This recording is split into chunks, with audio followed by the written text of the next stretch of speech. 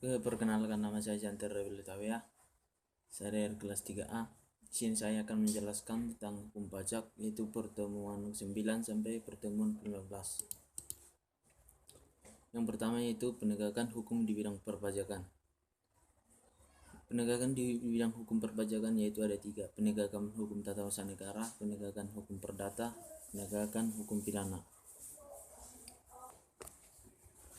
Pemeriksaan di bidang pajak yaitu Undang-Undang Pajak Nasional, self assessment, kejujuran.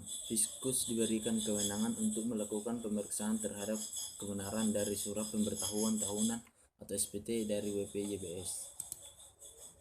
Tindakan dilakukan oleh petugas perpajakan atau Fiskus dalam rangka melaksanakan pemeriksaan terhadap wajib pajak untuk mencari bahan-bahan dalam menetapkan jumlah pajak yang terhutang dan jumlah pajak yang harus dibayar.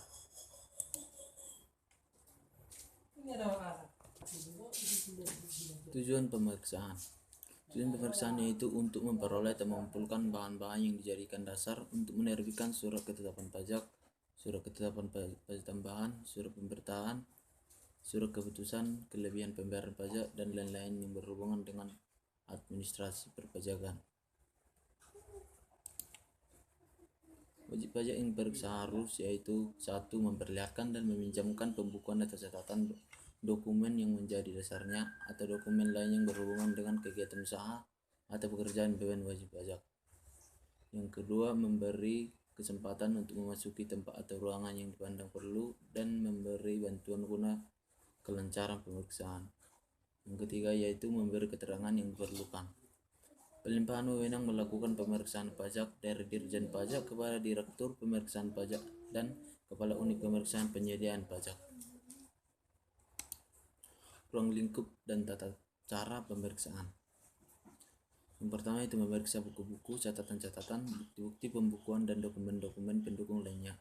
Yang kedua, meminjam buku-buku, catatan, bukti pembukuan dan dokumen pendukung lainnya sepanjang diperlukan. Yang ketiga, meminta keterangan lisan dan atau tertulis dari wajib pajak. Yang keempat, memasuki tempat atau ruangan tertentu yang diduga merupakan tempat penyimpan dokumen, uang, barang yang dapat memberi petunjuk tentang keadaan usaha wajib pajak dan atau tempat lain-lain yang dianggapnya penting, serta melakukan pemeriksaan fisik di tempat tersebut.